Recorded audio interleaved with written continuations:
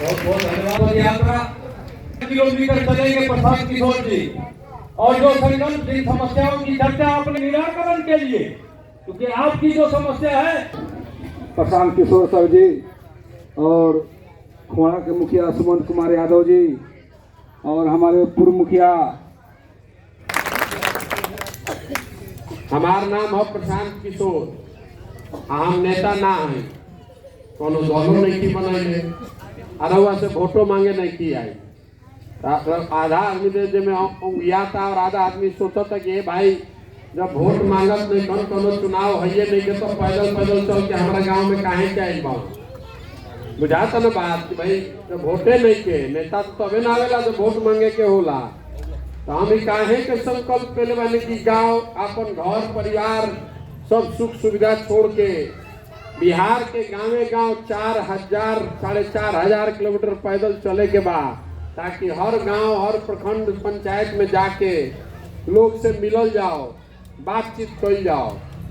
ये काहे खाती होता, ये से होता कि देखिए बिहार के जो दुर्दशा बा, बिहार देश का सबसे गरीब और पिछड़ा राज्य है। देश में सबसे ज्यादा गरीबी, सबसे ज्यादा अशिक्षा, सबसे ज्यादा बेरोजगारी, सबसे ज्यादा भुखमरी हमनी के राज्य बिहार में बा। और रउआ पिछला 30 साल 40 साल से प्रयास कर रहल बानी, अलग अलग आदमी के रउआ वोटो देता नहीं, लेकिन ये सुधरत नहीं के ना भाई। बहुत दिन पहले देखी रउआ कांग्रेस के वोट दिया, इंदिरा जी के जमाना से आदमी सुनता गरीबी हटाओ, तो कांग्रेस हट गई, गरीबी वैसे ही बा। फिर लालू जी अलन तो सब कोई कहल कि गरीब का लड़का है, गरीब का नेता है, सब गरीबी दूर होई, वो ना भई। फिर रउआ नीतीश जी के वोट देनी, अब मोदियो जी के देख लेनी जा, कुछ सुधरत नहीं के। काहे नहीं के सुधरत ऐसे नहीं के कि रउआ हमनी के सोचता नहीं जा कि कोई नेता आ जाई हमनी के सब स्थिति ठीक कर दी, तो कहीं हो सकेला? अरे जब तक आप अपना और अपने बच्चा का चिंता नहीं कीजिएगा तो दूसरा आदमी और लड़का का चिंता करी। बताई तो रउआ आपन लड़का के चिंते नहीं के, रउआ रोजगार नहीं के, रउआ खाए के ठिकाना नहीं के, घर नहीं के, गली नहीं के, रोड नहीं के, भ्रष्टाचार बा, और रउआ एक चिंते नहीं के, तो दूसरा आदमी आके काहे सुधारी भाई? देखी 5 बरिस हमनी के बैठ के बतियावत नहीं जा कि बिहार में कितना भ्रष्टाचार बा, बिहार में लड़कन के पढ़े के व्यवस्था नहीं के, रोजगार नहीं के, लेकिन जहिया वोट आवता वो दिन सब बात भुला जाता। जितना आदमी जब बैठल बा रउआ से बता रहल बानी, पिछला 30 साल से बिहार में 4 चीज पर वोट पड़ता। पहला बात आदमी सोचता चुनाव आवता तो कि हमार जात के बात चलो ओकरे के वोट दे दिहल जाओ, जात से बचलन तो आदमी कहता सब हिंदू एक हो जा रे भाई, मुसलमान ना जीते के चाहिए, तो हिंदू मुसलमान हो गई, ओकरा से बचलन। तो आदमी कहता कि भाई लालू जी के जो राज रहे में बड़ा अपराध रहे, अपहरण होत रहे, डकैती होत रहे, ऊ ना चाहिए। चलो रोड नहीं के, पढ़ाई नहीं के, भ्रष्टाचार बा, लेकिन कोई घरे आके गोली नहीं के न मारत, मन मार के चलो भाजपा के दे दो कैसा हूँ। हमनी के जो मुसलमान भाई लोग बा तो रउआ कहता नहीं कि कतनो खराब होके जी चाहे मरी, भाजपा के तो ना दे सकी भैया, तो चलो ही ललटेने के दबा। ये 4 चीज पर वोट पड़ता भाई, बोली ऐसे मुंह हिलावत नहीं, ये 4 चीज पर वोट पड़ता। तो अभी हमरा के माइक दे देव तो सब आदमी कहिए भैया हमारा घर नहीं के, भैया हमारा दरवाजा पर पानी बहता है, भैया हमारे लड़कन के पढ़े के नहीं के, भाई हमारे सवांग गुजरात में दिल्ली में जाके 15,000 रुपए के रोजगार करता, लड़कन के पढ़े के नहीं के, कुछ करवा दी। तो कैसे हो रे भाई जब रउआ आपन लड़का के चिंते नहीं के, राव लड़का के खाना के ठिकाना नहीं के, लेकिन जब वोट देवे जाता नहीं वो दिन रउआ जात लौकता, धर्म लौकता, तो काहे राव लड़का खाना मिली? रउआ गली में जियल मुश्किल भइल बा, नरक भइल बा, नाली बह रहल बा घर के सामने, रउआ जीवन भर वही में जियता नहीं, लेकिन जब वोट देता नहीं तो दिन नहीं फेर हो। वो दिन तो लौका तो सबे कहता गौवा में चलो चलो चलो मोदी जी के वोट दे दो, सबे जाके दे दिल। पूछा तनी काहे वोट दिला वो मोदी जी के? ए भैया का करी, सब गौवा में देते रहने तो हमू दे देनी। अरे तो सब गौवा में दे जाके गढ़ा में कूदत रहे तू कूदे बस। यही से पद यात्रा कर रहा बानी। वोट नहीं की मांगो, हाथ जोड़ के लोग के बतावे आई बानी कि देखी अगर रउआ आपन और आपन लड़का के चिंता ना करो तो कोई दल कोई नेता राव चिंता ना करी। आ सोचते रह रउआ कि अब चाहे लालू जी सुधार दिहन तो अगली हाली मोदी जी सुधार दिहन। आ हम आई बानी तो हम रउआ के बढ़िया बढ़िया बात बोलब, हमू वोट ठक के चल जाई, हमू कुछ ना करब। यही से दल नहीं की बनेंगे। जब तक आप नहीं जगिएगा तब तक कोई बिहार को नहीं सुधार सकता है। ये बात को लिख कर रखिए। सुधार सकता है कोई आदमी? जब आदमी अपने सुधरे के तैयारे नहीं थे, 5 वर्ष कष्ट में जियता, जियल हराम भइल बा, लइकन के खाए के ठिकाना नहीं थे। आ तो देखिए जब लइका बाड़न गाँव में दौड़त रह न, आधा लइकन के शरीर पर कपड़ा नहीं थे, आ राउर लइका के शरीर पर कपड़ा नहीं थे, वो लौकत नहीं थे। वोट होता तो आदमी कहता भारत पाकिस्तान, भारत चाइना, पुलवामा, हिंदू मुसलमान। वो दिन नहीं खेलो कि हमारे लड़का के देह पर कपड़ा नहीं थे, तो वोट ओकरा के न पड़े के चाहिए जो लड़कन के रोजगार दे, पढ़ाई के व्यवस्था कराओ, कपड़ा खाना के व्यवस्था कराओ। आ जात धर्म पाकिस्तान और चाइना करे से कुछ सुधरी? कुछ ना सुधर सके। यही से पद यात्रा कर रहा बानी। जाके गांव गांव हाथ जोड़ो तनी देख रे भाई, आपन जिंदगी तराव गरीबी या गुर्बत में बीत गई। अगर लइकन के जिंदगी मजदूरी से अलावा कुछ बनावे चाहता नहीं तो हाँ अभी से जागी, संकल्प ली कि अगला बार वोट जात पर नहीं, धर्म पर नहीं, कोनो भारत पाकिस्तान हिंदू मुसलमान पर ना दियाई, वोट दियाई ओकरा के जो हमनी के लइकन के जा व्यवस्था करो पढ़े पढ़ावे के। वोट ओकरा के दियाई हमनी के रोजी रोजगार के जुगाड़ करो। देखी हमार दादा बैलगाड़ी चलावत रहा, मजदूर रहा, हमार बाबूजी पढ़ लिख के डॉक्टर हो गए। तो डॉक्टर हो गए तो हमनी के देखिए जा खड़ा होके भाषण देता नहीं जा। गरीबी से निकलने का 3 ही रास्ता है, ये बात की याद रखी। गरीबी से निकले के 3 गो रास्ता बा। अगर वह घर में कोई पढ़ लिख जाई तो पढ़ लिख के नौकरी करी तो गरीबी खत्म हो जाई।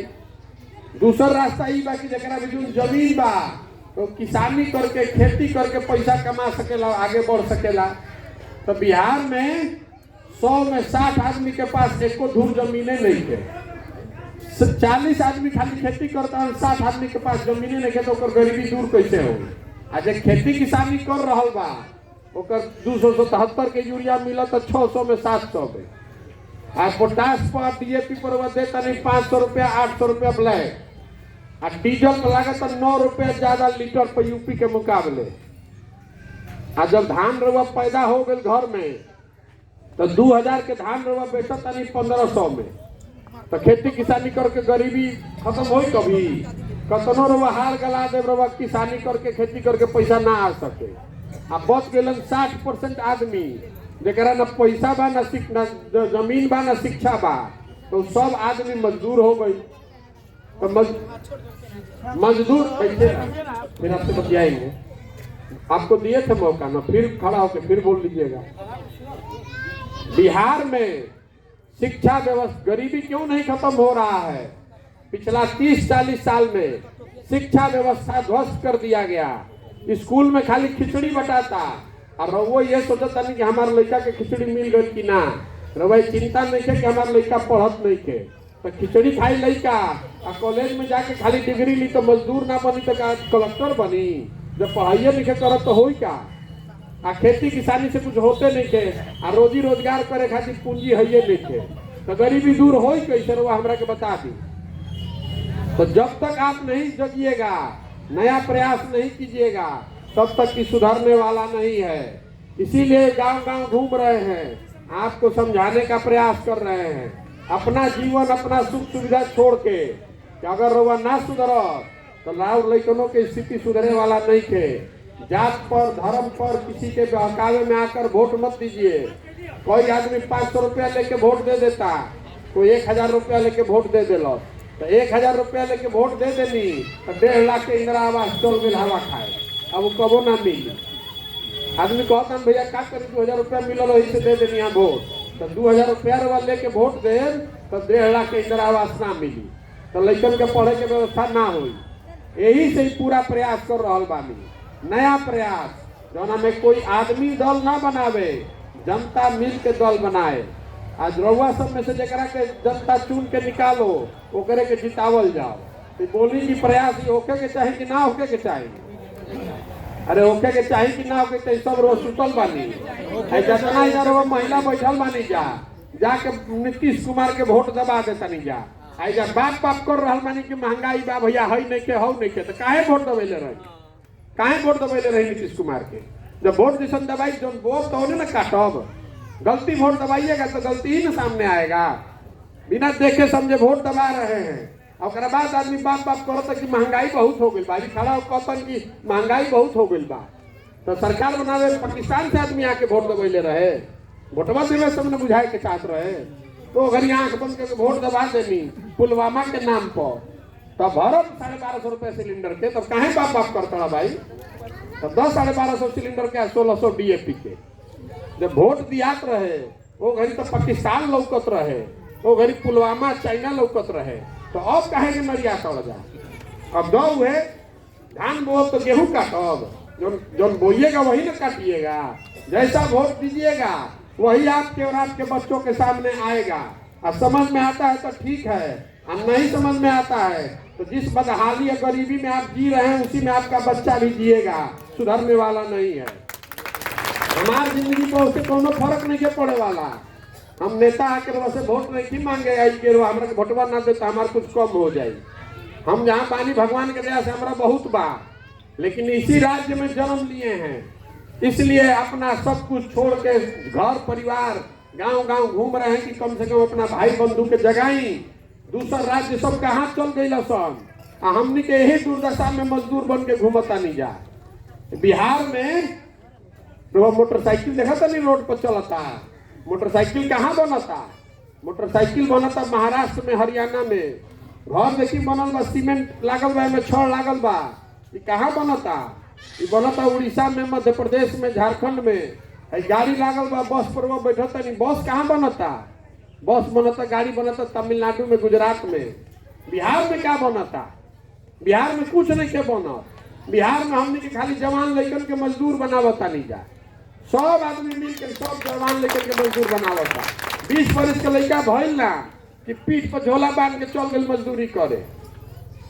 12,000, 15,000, 20,000 रुपया खाती जवान लड़का जाके पूरा देश भर में अपन हार गलावता सन। वो जैसे 8,000, 10,000 रुपया भेज रहा है तो आपका परिवार चल रहा है, और आंखें नहीं के खुलत, तो कैसे सुधरी? कैसे सुधरी बताई? राउर लड़का अगर चल गए घर में, कोई ऐसा घर ना हुई जब सवाइन जाके बहरी मजदूरी नहीं के करता ना भाई। आज एक बार जो चल गई मजदूरी करे तो साल में एक बार कोई ईद में आवता, छठ में आवता तो मुंह देखे के मिलता, तो साल में हर रोज मुंह देखे के नहीं के मिलत। वो जाकर कोई बीमार पड़ जाए तो फड़ा के रह जैसे जा ना सकी। हम रोज पैदल चलते नहीं, आज 65 दिन हो गई। जहाँ जाता नहीं आदमी गाँव में कहता है भैया इनकर मरद हो जाए, काम करता है, दुर्घटना हो गई, मृत्यु हो गई, लाश तक नहीं की वजह से आवत। ऐजा के बिहार के आदमी दाल भात चोखा खा के सुतल मन का होशे नहीं के आवत। वह जात में फसल बान, वह धर्म में फसल बान, तो कैसे सुधरी बताई हमरा के? जौन नेता आवता झूठो पूर्वक बना के वैसे वोट ले जाता, नेता रह के पूर्वक बनावता, तो रहो तो पूर्वक बनने खातिर तैयार बानी। एक आदमी 3 बार 4 बार कैसे जीत रहा है? आदमी कहता कि भैया हई नहीं के हऊ नहीं के, तो हम से पूछल तरी राव MP 3 बार से जीतता, एक बार न रहा कोई ठगी, 2 बार ठगी, 3 बार 4 बार 5 बार कैसे ठग रहा है? आपके आंख पर पट्टी बंधा हुआ है, अपना बच्चा का कष्ट नहीं देख रहे हैं, अपने बच्चा का खाने का नहीं आदत लग गई बिहार में मांगे के। जहाँ कोई नेता लोग गई, ए भैया इतनी नौकरी लगवा दी, ए भैया इतनी कार्ड बनवा दी, तनी राशन दिलवा दी, हमारा घर बनवा दी। अरे आपका अपना अधिकार है, उसको आपको समझ नहीं है। जौन रोज धान पैदा करता नहीं, 2,000 रुपया के धान 1500 में बेचता नहीं, आपन पैसा जाता, वो लोगों का अकल नहीं थे। आ कोई से मांगे कहते भाई तनी हिंका के कलरकी में नौकरी लगवा दो, ए भाई हिंका के चपरासी में नौकरी लगवा दो। यह बिहार के आदमी की हालत हो गई बा। सब आदमी को पूरा बिहार को मजदूर बनाने का फैक्ट्री बना दिया और सब हमने के यही में अपन बड़ा मानत है कि बड़ा विद्वान बनी जा। ये दुर्दशा बा है राज्य के। तो जब तक जनता नहीं जगेगी, सुधरने वाला नहीं है, जगिए और अपना नहीं तो कम से कम अपना बच्चा का चेहरा देखिए, नहीं तो इसी दुर्दशा में जिंदगी बीतेगा। सब नेता का बात सुन के कोई आप वोट नहीं दे रहे हैं। आदमी अपने पूर्वक बने के तैयार बावन कि चलो रे भाई, जात को दे दिया जाओ, धर्म को दे दिया जाओ, तो कैसे सुधरी? इसीलिए आए हैं कहने, समझ में आवे तो ठीक, और ना समझ में आवे तो जौना दुर्गति में रहता नहीं, कोई दुर्गति में आगे 20 साल और रहो, कोई सुधार ना पाई। ठीक बा ना? अगर समझ में आई तो एक से जुड़ब। एक राम का हो, जन सुराग, पार्टी नहीं है, सोच है कि बिहार को अगर सुधारना है तो जब तक बिहार का लोग मिलकर प्रयास नहीं करेगा तब तक ये सुधरने वाला नहीं है। कोई तमिलनाडु से आके बिहार के सुधारे वाला नहीं थे। हम अपन घर ना सुधारब, अपन लड़का ना सुधारब तो तमिलनाडु से आदमी आके सुधारी एकरा के। एकर नाम हो जन सुराग। ऐसा जो फोटो लागल भाई हमारे बाबूजी ना हो, हम गांधी जी हो। गांधी जी देश के कैसे आजाद दिले करे लो? गांधी जी अकेले अंग्रेज के हटा देते। गांधी जी आगे आगे चले, पूरा समाज उनके पीछे खड़ा हुआ, तब ना आजादी मिला। अगर बिहार से गरीबी से आजादी चाहते हैं तो खड़ा होइए और खड़ा होकर एक साथ चलिए इसमें जन सुराग के साथ अपना सरकार बनाइए। सब नेता रुआ के ठगलस, कांग्रेस ठगलस, लालू जी ठगलन, नीतीश ठगलन, मोदी ठगलन। आप अपना सरकार बनाइए, ना तो प्रशांत किशोर ढक के चल जाइए। और यही से जो पूरा अभियान बा कि समाज के बीच से सही आदमी के ढूंढ के निकाले के बाद जेकरा के समाज चुन के निकाली कि ना भैया हई आदमी ठीक बाड़न, ओकरे के पीछे पूरा ताकत शक्ति लगावल जाओ और सब आदमी मिल के ओकरा के जितावल जाओ, तबे बिहार सुधरी। ना तो बिहार सुधर ना सके। जे आओ तो कहता हम हो गए नेता, हमारा बाद हो हमार बेटा, कुल जरा तो लोग झंडा लेके घूम जा। ये ओकर अभियान नहीं थे। ये अभियान उसका है कि बिहार में जो आदमी कहता है कि नहीं हमको नया व्यवस्था बनाना है, हम इसमें अपना कंधा लगाना चाहते हैं, ऐसे लोगों को ढूंढ रहे हैं। अगर इसमें जज्बा आप में है, अपने बच्चों को मजदूर नहीं बनकर देखना चाहते हैं तो इसमें जुड़िए, अपना कंधा लगाइए। और जो मुस्लिम भाई हमारे हैं जो कहता कि भैया ये सब तो ठीक बा, हमने के भाजपा से सुरक्षा के का हुई, हमारा सुरक्षा आपकी चिंता है कि भैया भाजपा के का हुई, तो भाजपा को कोनो महागठबंधन बनाकर नहीं हरा पाइएगा, लिख के रख लीजिए। आपको हमसे ज्यादा चुनाव का अनुभव नहीं है। महागठबंधन तो 2015 में हम बनवाएंगे, ओकरा से पहले बार सुनले नहीं महागठबंधन के नाम। आदमी आपके मुसलमान भाई लोग कहता जा ए भैया काहे नहीं कि महागठबंधन के मदद कर दे। हम आपको बता रहे काहे नहीं कर रहे हैं मदद। 2015 में महागठबंधन बनवाए, वो लोग जीता भी, 2 बरस मेहनत भी हुआ, आपके आशीर्वाद से लोग जीता। जीतने के बाद नीतीश कुमार भाग के भाजपा में चले गए। तरवा में से के आदमी बजे गारंटी थी कि अब जीता 2000 तो नीतीश कुमार ना भगियम, फिर भाग गए तो फिर ऊपर के मान ली आदमी का कोई भरोसा है, फिर भागे करो तो फिर हमने काहे लाके मुद्दा बोला भाई काहे जीता बोला बताइए कौन भी बात लेकिन लिख के नीतीश कुमार अपना पर हम लोग के लिख के तन के फिर से पलटे, फिर से पलट के हम वोट देके देख ली, हमारा वो वोट ना चाहिए। बहुत आदमी कहते हैं भैया हमने के ही में ठीक बात है तो रहो ये जहाँ बाला उजे रहो, लेकिन आप अगर जहाँ पर दुआ मजदूर बनकर वोट दीजिएगा तो आप अपना और अपने बच्चों के भविष्य के लिए खुद ही जिम्मेवार होइएगा। दूसरे को दोष मत दीजिए कि बड़ा गरीबी बा भैया बड़ा जिए में दिक्कत होता, जैसा वोट दीजिएगा वही ना पाइएगा। तो देखिए समझिए ये जो पूरा अभियान है ये बिहार में दल बना के चुनाव लड़ने का अभियान नहीं है, ये गांधी की कांग्रेस को पुनर्जीवित करने का अभियान है, जिसमें अगला पिछड़ा गरीब अमीर हिंदू मुसलमान सब मिलकर प्रयास करें और मिलकर बढ़िया समाज बनाए। इसमें मुसलमान की सुरक्षा की जिम्मेवारी हिंदू की है और हिंदू की सुरक्षा की जिम्मेवारी मुसलमान की है। आपस में लड़ के हमने के सब पूरा राज्य के अपना दुर्दशा को लगे बनी जा लड़का कुल देश भर में मजदूर हो गई। जहाँ जाता नहीं जाता कहता असल बिहारी मतलब हमको और बिहारी मतलब बेवकूफ। ऐसा बिहार में बैठ के हमने के आंखें नीचे खुलो कब आज खुली रे भाई, 40 वर्ष से एक दुर्दशा में जिया चली जाए, इस नरक में जी रहे हैं हम लोग। दूसरा राज्य सब कहाँ आगे बढ़ गया हमनी के जात के धर्म के मजहब के फंस के वही में अपन दुर्दशा कैले बानी जा। तो जगिए, आपको हाथ जोड़कर कहने आए हैं, आपका वोट नहीं चाहिए, चंदा नहीं चाहिए। अब देख ली कहीं अपन फोटो पोस्टर बैनर में की लगैले बतावे आए बनी। अगर इस गरीबी से आजादी चाहते हैं, धर्म और जात से ऊपर उठिए। गांधी जी के नाम पर जैसे गांधी ने देश को आजाद कराया, उसी तरह समाज एक साथ आएगा तो बिहार से गरीबी दूर होगी। दूसरा कोई रास्ता नहीं है। ना तो हिंदू मुसलमान अगर आप पिछला लड़ते रहिएगा, सुधरने वाला नहीं है बिहार। अब बात ठीक लागे तो बहुत बढ़िया, और ना ठीक लागे तो ओकरों से बढ़िया। ठीक बा ना?